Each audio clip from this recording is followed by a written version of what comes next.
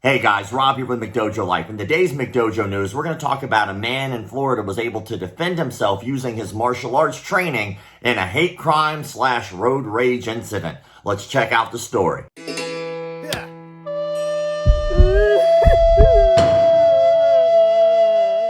A Florida man has been convicted of a hate crime for a road rage incident last year in which he tried to run a black man driving his family off the road and assault him, only to find the victim was a mixed martial artist who fought back and put him in a chokehold. Jordan Patrick Leahy, age 29, was found guilty by a federal jury in Tampa on Wednesday of interfering with the victim's federally protected right to drive on the street in the August 8, 2021 incident in Seminole, Florida, the Department of Justice announced in a released statement. Leahy was indicted in late April of this year on 2 counts of violating federal law for using force and threat of force to willfully intimidate his victim, identified in court papers only as JT, and attempt to injure, intimidate, and interfere with him because of his race and color. One of the counts, and the one on which he was convicted, also alleged the defendant used a dangerous weapon, his vehicle, to attack JT. The conviction comes as a double loss for Leahy because the man he attacked was a trained mixed martial artist who easily subdued his assailant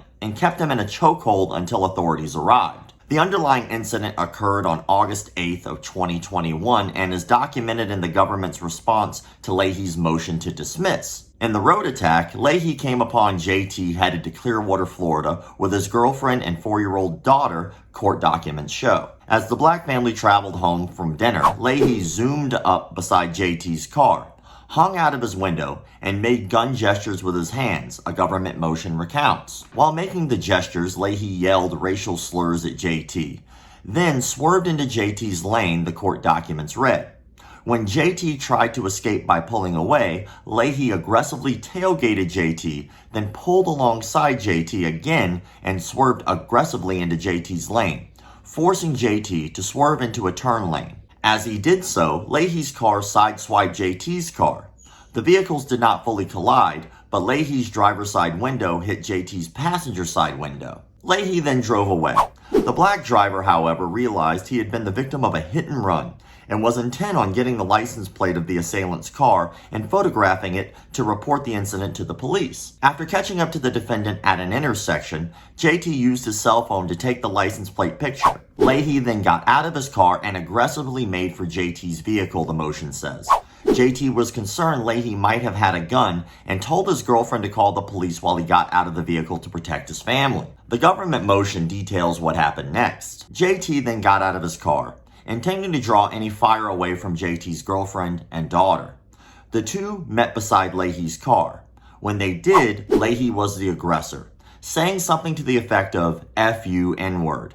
Leahy tried to strike JT with a closed fist. JT, a martial artist, slipped Leahy's blow and punched Leahy twice.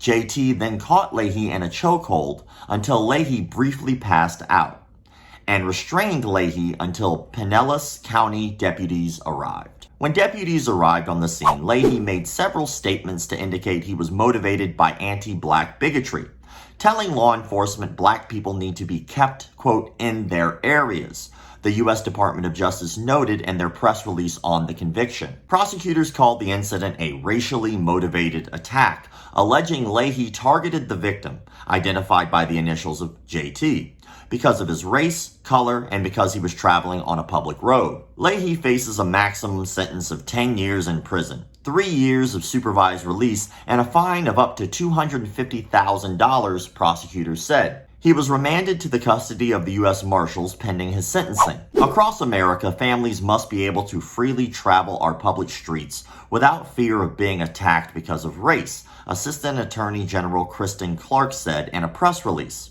This verdict should send a strong message that the Department of Justice remains firmly committed to prosecuting, to the fullest extent of the law, those who would use violence to enforce heinous racist beliefs. No one should be targeted, threatened, intimidated, or assaulted because of their race, U.S. Attorney Roger Handberg said.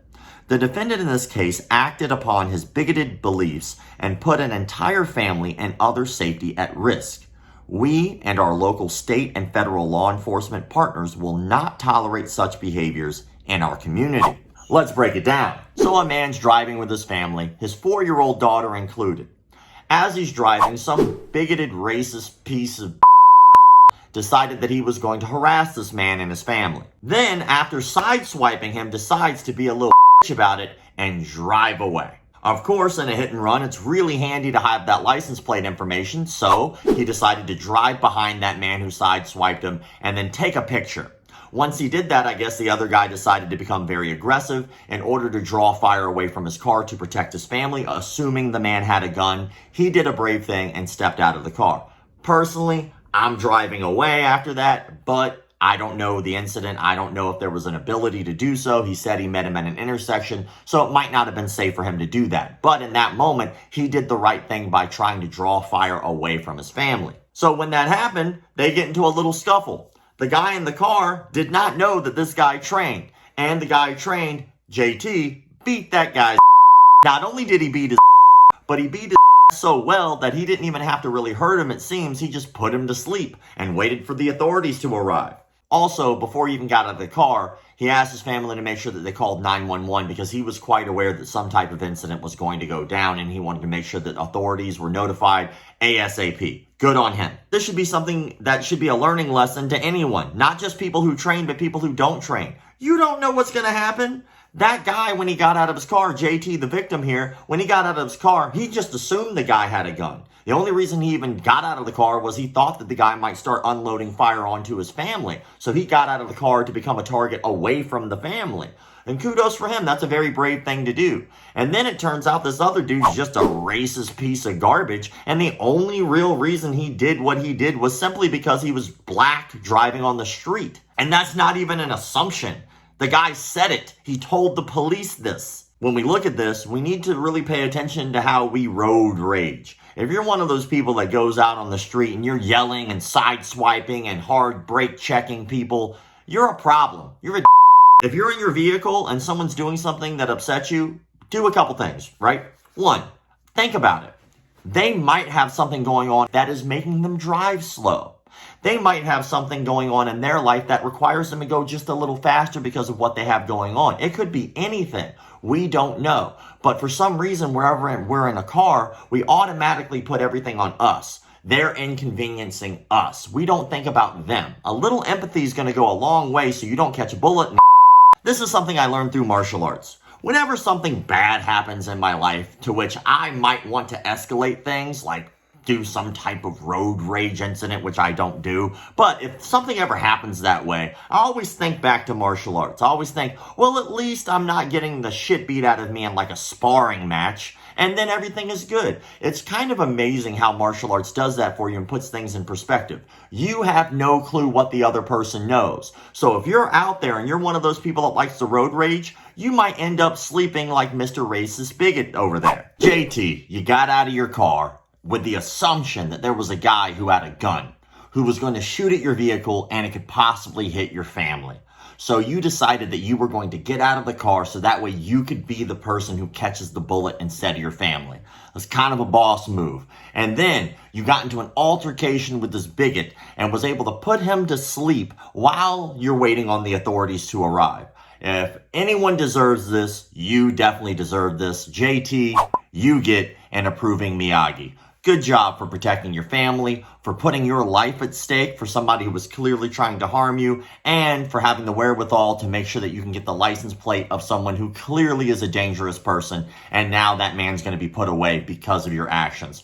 Good job, and I'm glad that it worked out because it might not have worked out so well, but it did work out well. We're all proud of you. Good job. I can't wait to hear what you guys have to say about this in the comment sections below, about the story, the road rage incident, the martial arts that was used, all that good stuff. Let me know in the comment section below. So I usually don't do these on news stories, but I'm going to do them today because I think it's an interesting topic. Whenever you leave the comment in the comment section below, answer the following question. This is my sneaky little way of finding out who did and didn't watch the entire videos that I post, but it's also really fun to hear what your comments are about this. So the question of the day. Have you ever been in a road rage incident, and what happened? Let us know. As always, thank you all for the likes, comments, shares, subscriptions, and all that other crap people online tell you to do. Keep the martial arts legit. My baby got robbed the other day by degenerates. So she wanted to learn some new form of this self-defense. So she did her research and perused it online and found this dude said he could move shit with his mind. He called himself Seafood Paul Zimmerman. He got a dojo with a strip mall near Cinnabon. Now she spends all day trying to break boards with her thoughts, but the only thing she's breaking is